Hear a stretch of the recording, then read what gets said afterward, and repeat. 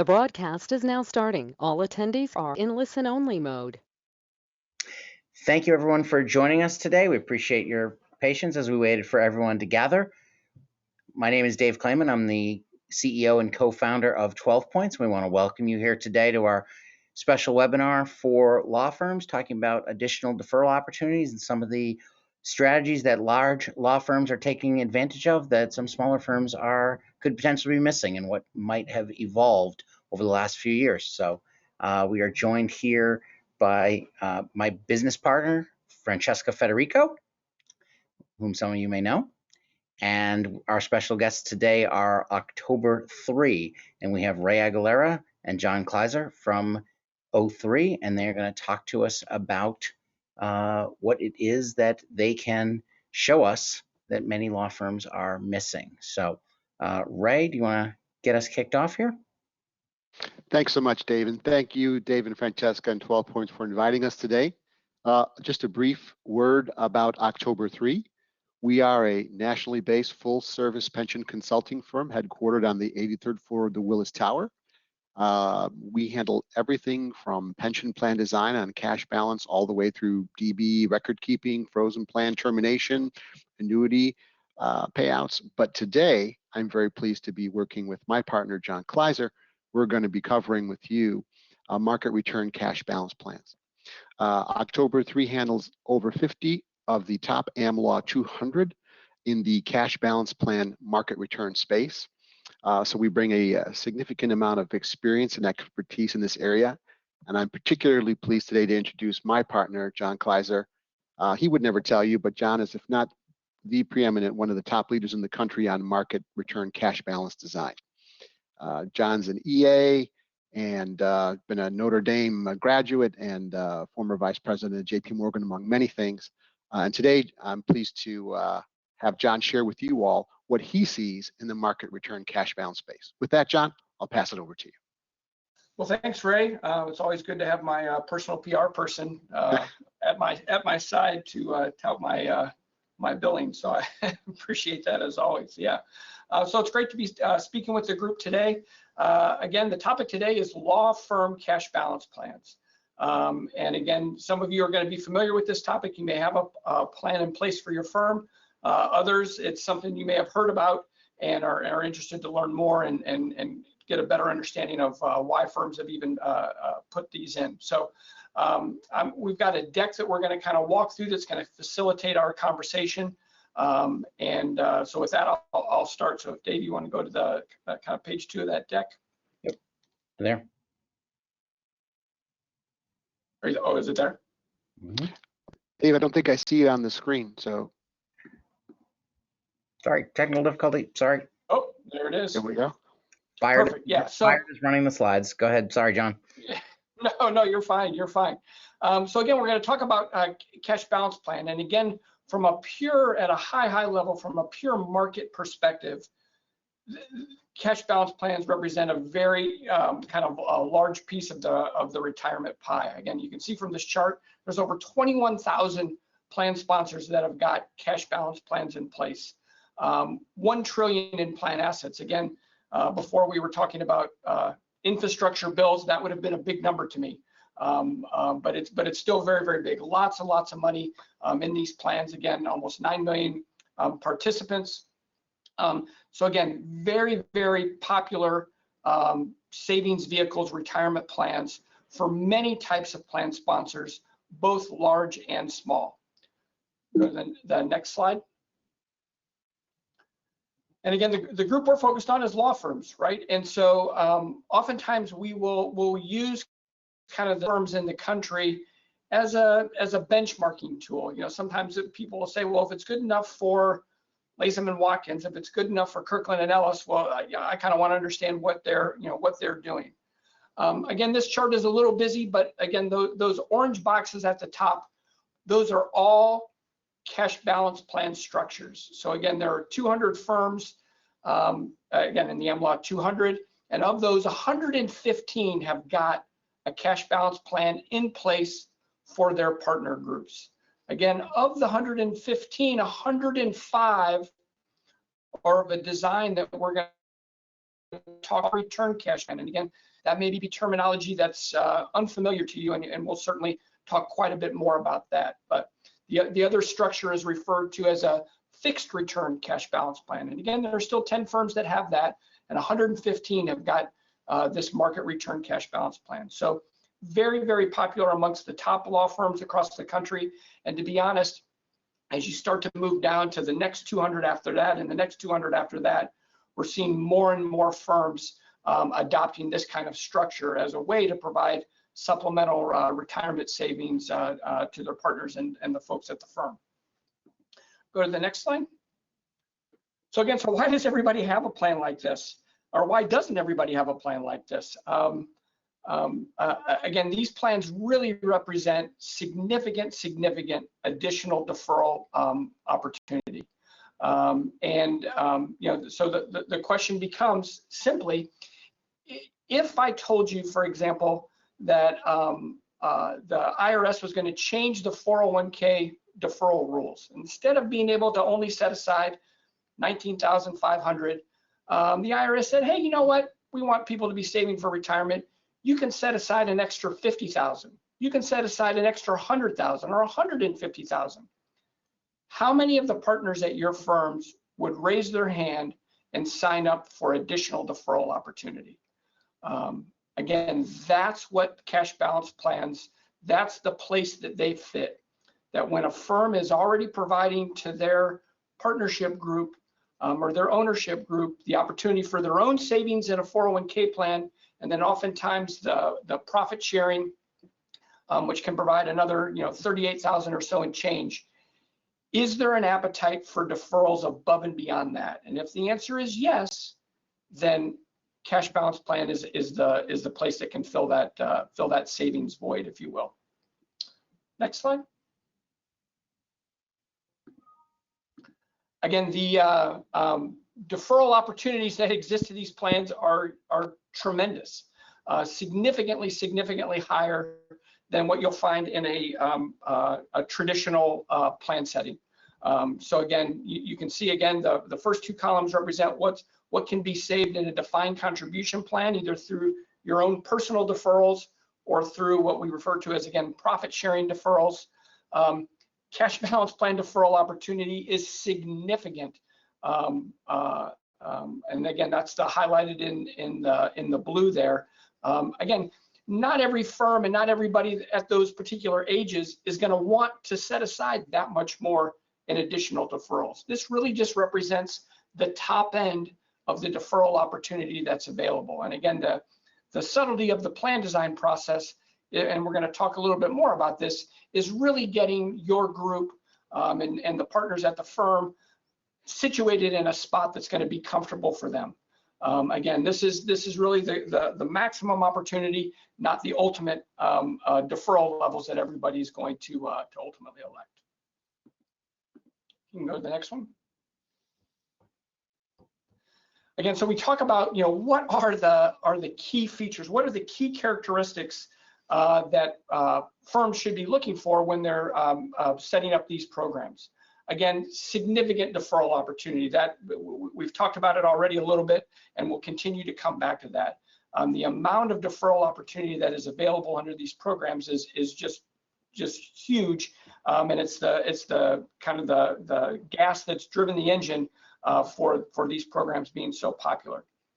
The other key feature, and it's one that I think that's often missed when firms have potentially looked at this in the past, is the flexible benefit levels. So it's really critical when a plan is designed well that there's flexibility, that not every partner that's the same age and the same pay level has got to be funneled into the exact same benefit. That there should be flexibility to recognize the fact that different people are in different aspects of their life, have got different situations that may afford them maybe a higher deferral appetite or a lower deferral appetite. And so all of that in a perfect world should be accommodated in the design process. We're going to talk a lot about risk as we work through the slides, but any way that the plan can be structured to minimize risk, and risk to the firm and risk to the individual partners, is critical.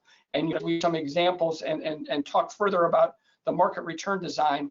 We're going to really kind of hit this home hard. Really the minimization of the risk. This point here about benefits valued daily. Again, why are 401k plans so popular, right? Anybody can log in to their accounts today, and they can see the value of their retirement accounts. And so, we asked ourselves long ago, well, why can't a cash balance plan operate the exact same way? Why can't a cash balance plan, if I log in today, shouldn't I be able to see the value of the money I've put in and the underlying investment performance that it's achieved through close of business yesterday? We think the answer to that question is absolutely yes. And again, we're going to talk more about that, why we think that is such a critical element in today's plan design structures that are really effective. And again, we're going to come back to this risk element. This is all about minimizing risk and really aligning risk,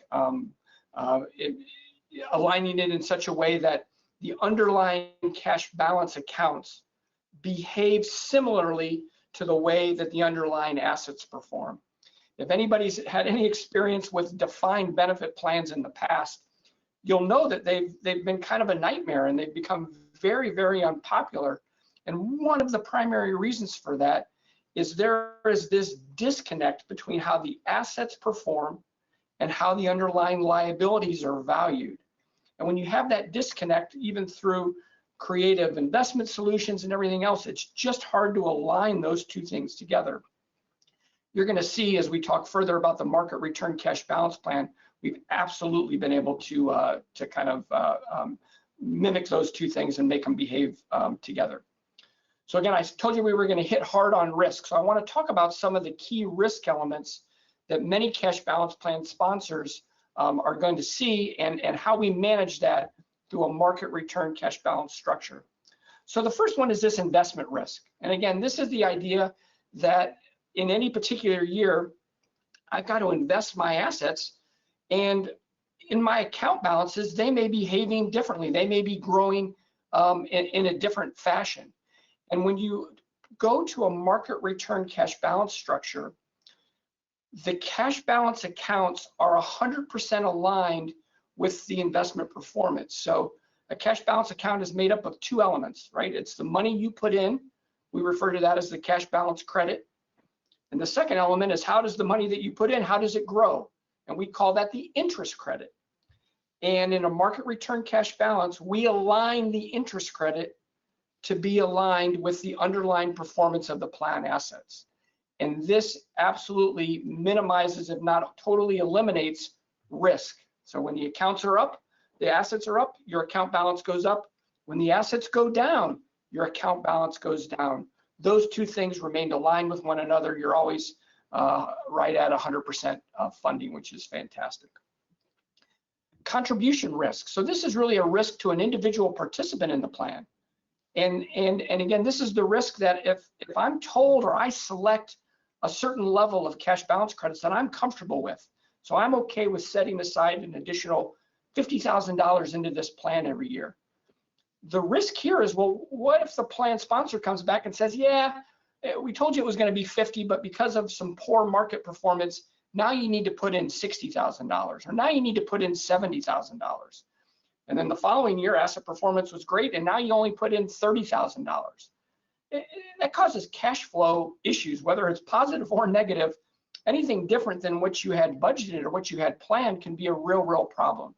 Again, when you move to a market return cash balance plan structure, we basically eliminate this contribution risk. So as a plan participant in these plans, if you're slotted for $50,000, then you can bet the farm that's what you're going to be contributing year in and year out, is the $50,000.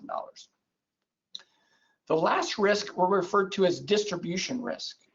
And again, this is the risk when somebody's actually ready to take a distribution from the plan.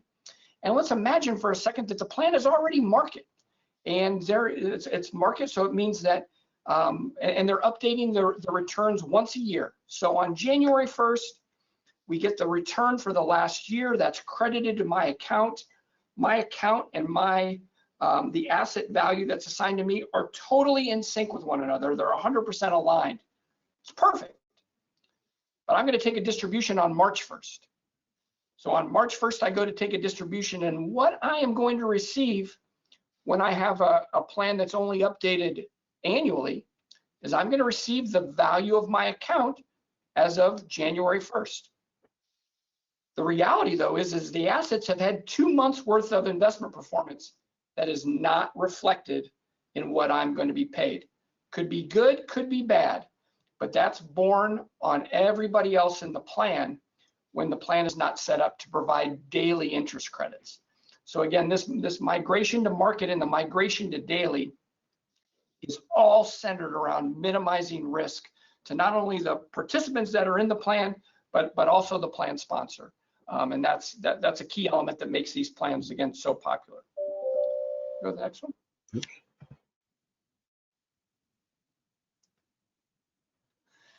So again, we're going to talk a little bit about investing. Again, these plans, we've talked about them in such a way, and some people will refer to them as this is just a supercharged 401k plan or a 401k plan on steroids. And it's important to know that it is, but there are still some key differences, right? That make this a little bit different than a 401k plan.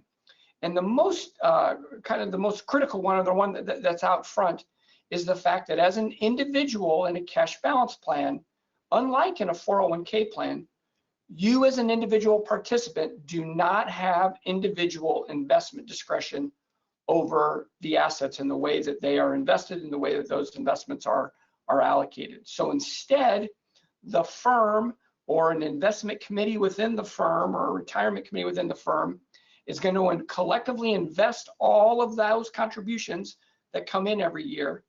And whatever that pooled investment return is, that is what's going to be applied to each participant's account. So again, you don't have individual investment discretion on these assets. Now, as an individual, you always have the ability to modify your investments in your 401k plan, your profit sharing plan, other outside investments. If you happen to think that the investment strategy on your firm's cash balance plan is too conservative for you, you'd like to be more aggressive, the equity exposure on your DC plans, on your 401k, on your profit sharing, on your outside investments. By the same token, if you think this is too aggressive, you can always dial down the risk exposure on those other assets. But within these plans, typically what we see is that market return cash balance plan sponsors are usually targeting something in the 4 to 5% return. They're not trying to hit home runs with super high returns, but by the same token, they're really not trying to have years where they're going to lose 10 or 15% either. It's really kind of slow and steady, 4 or 5%, and that's generally what firms are targeting. Now, again, one of the other key differences that make this different than a 401k plan is the fact that the plan itself or the plan sponsor does have to guarantee a return on all the money that's contributed. And it's a lifetime guaranteed return of 0%. So that just means that at the end of the day, after you've put in money and participated in this plan, you can't take out anything less than the sum of the money that you put in. So it's kind of guaranteed. We call it a 0% floor over your lifetime in the plan. That does not mean that in any one year, the account could lose money. The assets could lose money. It could be down 5%. That's fine. Your account will be marked down 5%. It just means that when you're ready to take a distribution, at the end of the day, you can't receive anything less than kind of a 0% return over the life of the plan. The next one. So again, some firms will kind of raise their head. This causes them some panic. So, well, geez, what happens if what I just said actually occurs, and that we sponsor the plan for a year or 2 years, and that we go through a 2008 kind of economic financial scenario where the asset accounts are down. Again, many firms, almost all firms, will put some safeguards in there to shift the risk from the firm back to the partners, back to the participants. So one is they'll make an amendment to their partnership agreement that basically says something to the effect of, oh, by the way, if you leave and take a distribution from this plan and it happens to be underwater, so you have $100,000 that you've put in the plan, but the assets have underperformed and those assets are really only worth $95,000. The plan has to pay you $100,000. And so we are going to withhold capital from you of $5,000. We're going to put it into the plan. You are going to receive the tax deduction for that. And then we're going to be able to pay you the $100,000 that we owe you. So again, that's the most common safeguard that firms will put in. Some will put in something that's the equivalent of that. It's kind of almost like a promissory agreement that somebody will sign before they can participate in the plan that basically says the same thing. It's a reimbursement agreement that basically says, again, if I leave and my account is underwater, then the firm is, has the right to withhold money that they would otherwise owe me to kind of put it into the plan so that my account could be squared up and that I'm not leaving a burden on the remaining partners. There are a number of other different ways that firms can go about to address this risk, but it is a critical part of the design process to make sure, again, that this risk is again passed back to the individual participants, because kind of one of the guiding principles of these plans and the reason they've been so popular with law firms and the partners is this underlying kind of belief and statement that I am going to get what I put into the plan plus whatever the return is. And if there's a chance that those things are that kind of statement is not met, is not going to be true, then participation is going to wane, right? People are going to, I'm just going to take my money and I'm going to invest it over here, and it may not be as tax effective, but the fact that I could lose money or that I have to pay for somebody else's benefit can be a non-starter. Again, so firms are very, very meticulous about designing the plans to make sure that risk is mitigated and really passed back to the individuals. Go to the next one. So again, so this is just a sample, right? So again, imagine we've got a 60 person firm, 60 equity partners, at the firm. I would call this plan design one very, very modest, right? So we're going to put 20 equity partners in at $40,000 a piece. And the other 40 are maybe a little bit leery, maybe have comp levels that don't support a big contribution. We're going to put them at $10,000 each.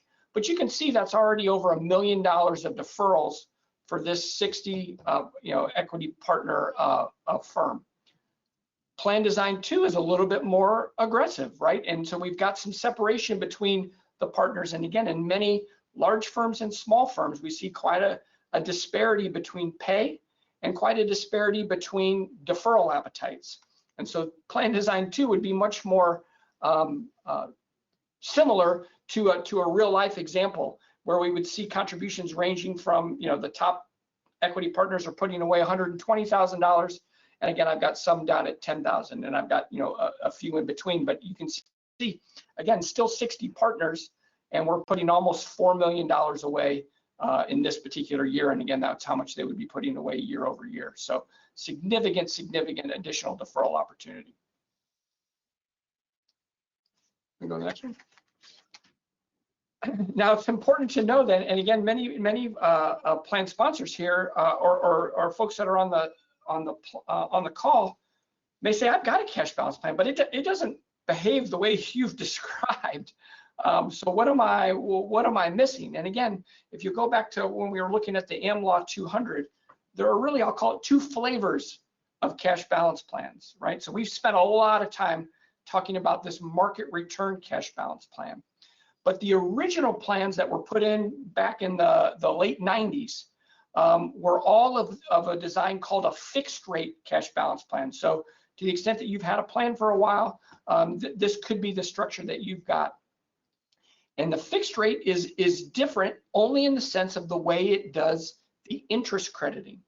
So instead of basing the interest crediting on somebody's account based on the underlying performance of the plan assets, it's based on a fixed rate, so 4% or 5%. So somebody's account is going to grow at that fixed rate irregardless of the way the assets perform.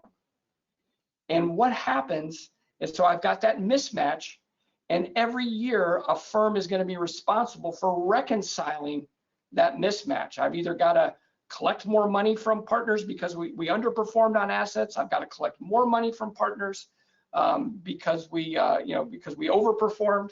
But I've got this mismatch, it just doesn't need to exist anymore. With the dawn of the market return cash balance, which really came about with some tax law changes and pension law changes that happened in 2006, the ability for any firm to migrate to a market return cash balance plan is very, very easy, very, very straightforward. To be honest, we shouldn't see any more of the fixed rate cash balance plans in place in an environment like with law firms. It just doesn't make sense when I've got the opportunity to do market rate. Go to the next one. Again, so we've talked about the ultimate designs for a new plan. It's all about minimizing risk. Again, the reason that you would move away, as I was just describing, from a fixed rate cash balance plan to a market return cash balance plan is, again, to minimize these risks, minimize investment risk. The fact that investments are going to behave differently than the way my underlying account balances are moving. Bad idea, right? Why not simply align those two things together? Again, reduce or eliminate contribution risk. The risk that I'm going to have to go back to a partner in the plan and say, I need to collect a little bit extra money from you because we underperformed this year. When I've got a market return cash balance plan, the accounts and the assets are moving together. We eliminate the need or the existence really of contribution risk. And again, most important is on this distribution risk. Anytime somebody is going to take a distribution, ultimately they should get what they've put in plus whatever the return has been. And again, when you go to daily, if somebody in one of our daily plans wants to take a distribution today, they're going to get the value of their account with all of the returns through close of business yesterday, which is exactly what you want. That's fair to the individual that's receiving the distribution, and it's fair to everybody else. Nobody else is going to be required to take on any of that burden associated with that person's account if there was some kind of disconnect if we weren't going daily. You can go to the next slide. So again, I talked about the fact that fixed rate return plans is really a kind of an older design structure, and it's very, very easy to move to a market return cash balance plan. It doesn't mean your plan has to be shut down. It doesn't mean we've got to go through a major design study.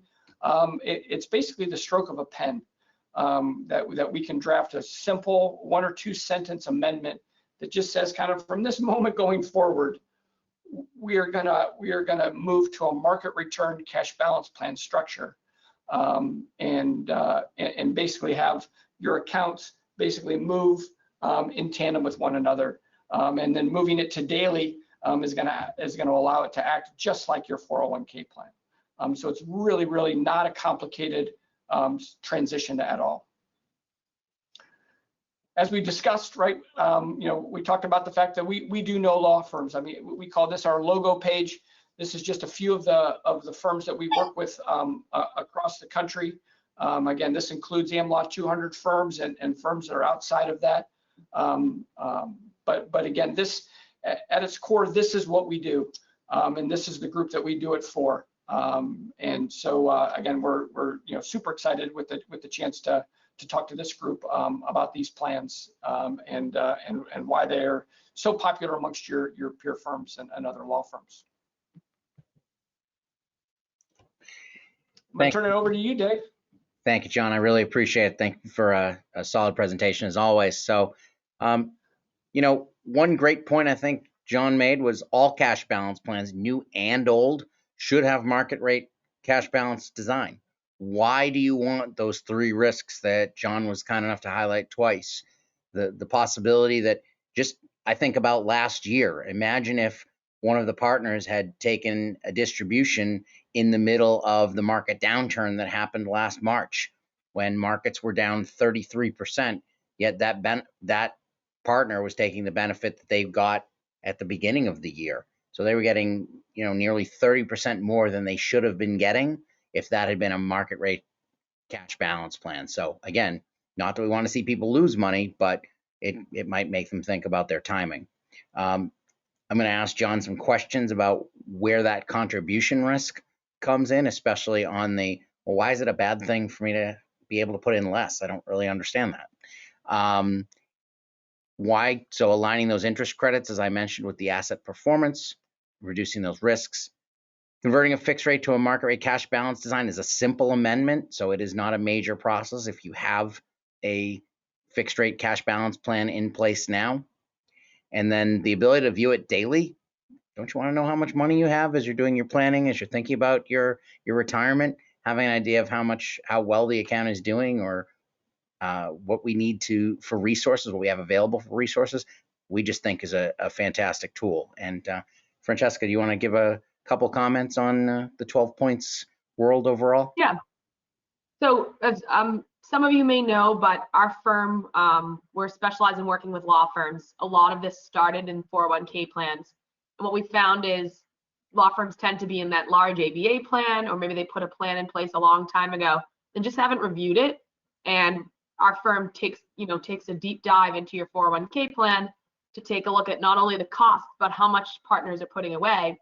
And we found that for most partners, $19,500 a year just isn't enough. So this is a great tool to add on to your 401k. And if you're reviewing this, it may be a good time to review your plan as well. So that's kind of what we're finding. And we love partnering with O3, as again, they're also specialists in working with law firms like us. Great. And John, I think we've got some questions here. If we got a few more minutes, Sure. Some questions? Absolutely. So what's the typical lifespan of a market return cash balance plan, and why? Sure. So it's an interesting question, right?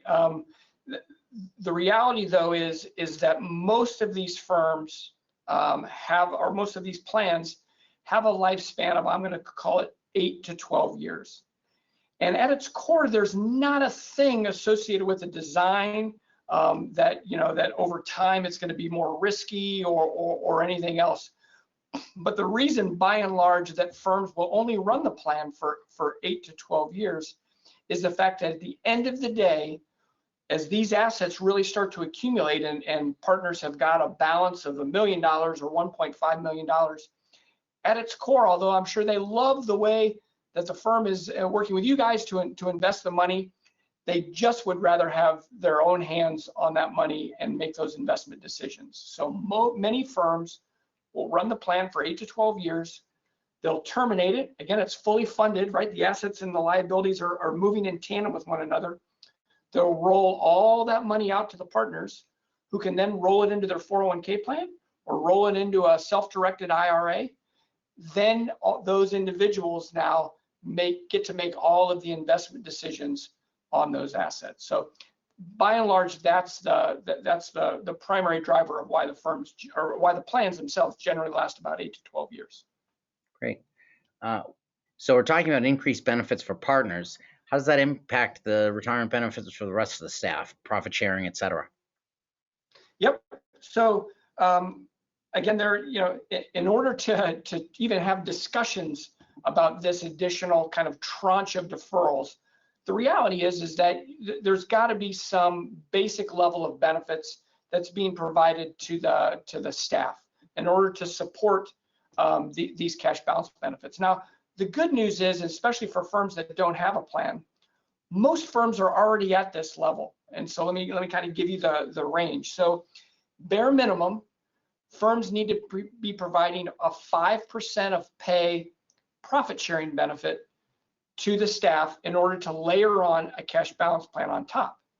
So we'll have firms say, well, geez, I'm doing a 3% safe harbor profit sharing, but then I've got 100% match on the next 3%. Does that count? Because that's 6. It's like, no, we've got to help the firm recharacterize some of the match as profit sharing, right? It can't be contingent on the participant actually doing something. So, so firms that spend 5% at least, you may not have to spend another nickel, and you can give quite a bit of deferral opportunity. Now, it may not be at the levels that we saw on that one chart, where it was over $200,000 at some of the older ages. But you can get very close to $100,000 in deferral opportunity at 5%. If a firm that was providing as much as 7.5%, so if you're doing a 7.5% or greater as a profit sharing benefit to the staff, then it's kind of maximum deferral opportunities. That's what was highlighted on the chart that we walked through in the deck. Significant deferral opportunities. So that's kind of the range that we see typically. And John, that's a great point you just made. One experience we had with a firm we work with was that they weren't utilizing their match well enough. So they were giving 3%. They wanted to give 3% every year. And in talking with you guys, we came up with the idea of utilizing it as a safe harbor non-elective. And they had a fantastic administrator who is very well known, and they just missed it. They never discussed the opportunity there, that as long as they were going to give 3% anyway, make it a safe harbor non-elective.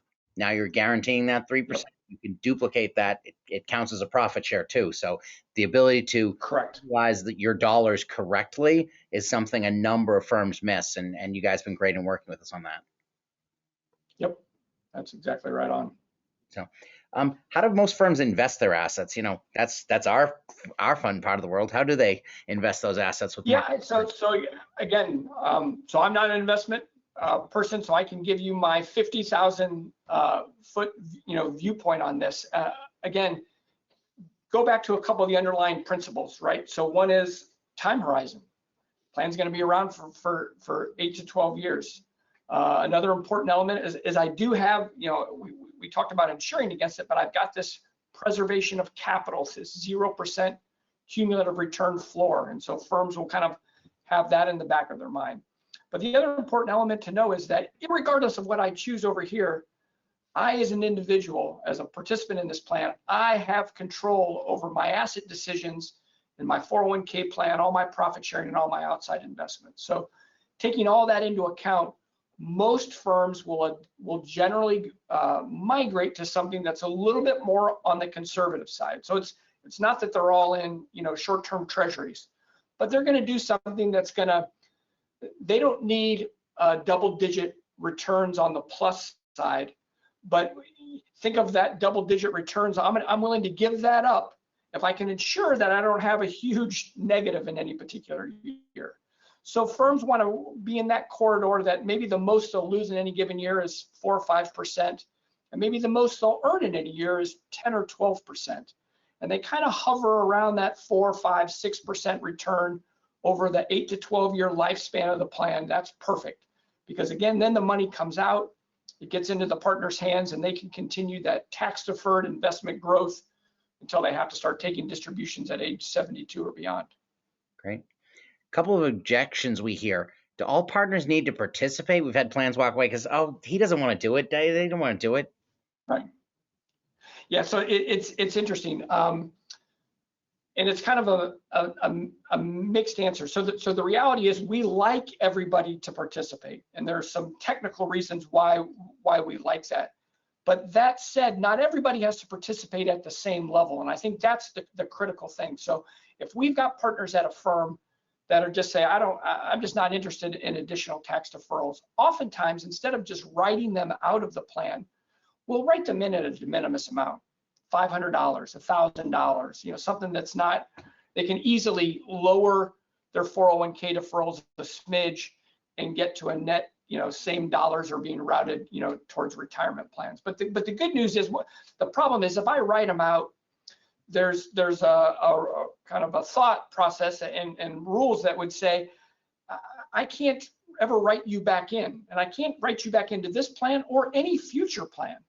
So it's better to write you in at a small amount, because what we've seen happen a number of times is partners will, look around after a couple of years and say, well, geez, people are talking about how much they have and they're accumulating in their cash balance account, and this person's putting away $1,000. Say, ooh, maybe I didn't make the right decision. And so I'd like to change that at some point. And so when the firm goes through some design modifications at some point in the future, they may be able to adjust that person up to a little bit higher deferral level than maybe they're participating at now. So again, lots of flexibility to get folks slotted at the right level, and that doesn't necessarily have to be tied to their age or their pay levels. We can kind of mix and match that. But that's really key, John, because when we ran into a plan a little while ago where one of the partners hadn't contributed because he had kids going to college and therefore he just didn't have time for that at the time. And then, Johnny and Jenny graduate college and he's like, all right, ready to save for my retirement. And he was, as we say in the business, SOL, I believe is the technical term for that. Yeah, I think that is a technical term. So, touch a little bit again. One of the other concerns we had, younger partners getting stuck if an older partner retired. You talked a little bit about that, but I just wanted to highlight that one more time because it was definitely a concern we've heard. Yeah, so again, this is all about mitigating risk, that the value of somebody's underlying account is somehow not equal to what they're going to be paid. And so really where most people focus on that risk is that if somebody leaves when there's a cumulative negative return. So again, I used an example that somebody's put in $100,000, but because of the asset performance over the last couple of years, however long they participated, it's only worth $95,000. And so firms generally, as they're putting in a plan, before any assets have ever been contributed, will make some accommodations, some adjustments to either their partnership agreement, they'll create a reimbursement agreement. We've seen some firms basically not credit the full market rate of return in it for a year. So imagine a firm that's running, we're going to do market, cash balance, and the plan returns 4% in a particular year. The plan may only credit 3.5%. So they'll take 50 basis points from everybody. And basically we talk about put it in a side account. And I think of that as the insurance account. So I don't have to chase people when they leave if their account happens to be underwater. The plan each and every year is building up a reserve inside the plan that's not allocated to anybody to basically fund that shortfall risk. And it can be given back to participants at some later point if the risk doesn't exist anymore. You've got a lot of cushion over the floor and things like that. But it's a very, very critical question because again, as a younger partner, again, I don't really as any age partner, I'm all in as long as I'm not paying for your benefit and you don't have to pay for mine, right? If I'm paying for me, this is great. And so it's important to make sure that you set up the plan structurally so that all of those risks are taken into account and mitigated. What's your favorite line there, Francesca? Wouldn't pay for? Yeah, I was on mute. In the 401k space, they have a line that says you wouldn't buy your coworker coffee every morning, so why would you pay for their 401k? So it's kind of similar here with the cash balance. Absolutely the same, yes. Talk a little bit about why it would be important that I not be able to put in as much as I expected. That seems like a good thing to me. Why is that a problem? Well, it's just a volatility on contributions. Again, from a planning perspective, if I'm working with my spouse and we're going to put away $50,000 here and we're going to put the 401k money, for that number to be variable, for that number to come back at the end of the year when I know how the assets have performed and say, you got to put in a little bit more or you got to put in a little bit less, that just creates heartache. And it's just not necessary. There's just no reason for it. And again, so this exists when you've got a fixed rate type of plan. And the interesting part, or the scary part, is that risk grows larger the longer that plan is in place. So imagine I set up a brand new plan and I'm going to make it a fixed rate return plan. And so I promise everybody that we're going to credit their underlying accounts by 4%. And in a particular year, we didn't earn anything. So we earned 0%. Well, so there's a 4% shortfall on 1 year's worth of contribution. If it was, a $10,000 contribution, what is that, $40? It's nothing. It's not worth, worrying about. Now fast forward and I've got $1 million in that account. And now I underperform by 4%, where it's $40,000, right? All of a sudden this is real change. And this could be as much or even more than my cash balance credit. And it wasn't like you totally missed it. I mean, but you missed it by 4%. And so again, it may not be a big deal. And you're right. If I have to contribute a little less, in a particular year. Why is that a bad thing? It's just the fact that it's different than what I was planning, because for all the years where I can contribute less, maybe that's great. When you go back to next year and have to tell somebody that they got to contribute more, not so great. That's not a good message, and it can really just be cured so easily through design. Well, I'll add in one thing, and this is, if you or Francesca have ever heard us out on a 401k discussion, you need to save 10 to 15% of your income in order to be prepared to retire on time. And as an attorney, when the government sets the limit at $19,500, most of you aren't able to save 10 to 15% of your retirement. So the ability to put in less becomes a concern there if you're planning to be ready for retirement. And lastly, why is this so important right now? We as a country are 25 trillion, 27 trillion, some number of $1 trillion in debt. I don't think taxes are going anywhere but one direction. And so as those taxes are increasing, we just talked about being ready to retire, but also the ability to defer those taxes is going to be a huge component of this. So really great opportunity to be looking at this right now, to be hearing what Ray and John have to say at 03, hopefully what we have to say as well. But if nothing else, look around and see what's going on in the world, see where your opportunities to save money and to lessen your legal contribution to the government, if you will, but prepare yourself and your team for retirement. We think it's really important. John and Ray, any closing words before we just say thanks for a great presentation? We appreciate your partnership. Nothing for me, Ray. I don't know if you got anything. I just want to say thanks, Dave and Francesca. We enjoy working with 12 Points. You guys are on the forefront of thinking and driving this message out, and we're very pleased to be part of that conversation. Thank you. Thank you. Francesca, any final words? I think you guys covered it. All right. Thanks, everyone, for your time. We appreciate it. We will be sending out a recording of this webinar to everyone who attended. Have a great day, everyone. Thanks. Thank you.